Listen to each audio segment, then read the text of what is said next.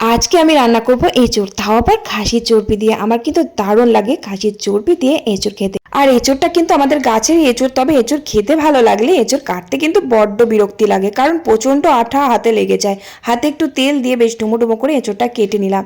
এবার সিদ্ধ করার পালা, বেশ ভালো করে ধুয়ে নিলাম। আর একটু বড় বড় করে ডুমো ডুমো করে আলু দিয়েছি, দিয়ে প্রেশার কুকারে সিদ্ধ করতে দিলাম। আর চর্বিটা একটু বড় বড় ছিল বলে একটু ছোট ছোট করে কেটে নিলাম। আর এখন তো এঁচোড় পেকে কাঁঠাল হবার সময়, তার জন্য এঁচোড়ের যে বীজগুলো ছিল ভালোই একটু পাকা পাকা হয়ে গেছিল, ওগুলো ফেলে দিয়েছি।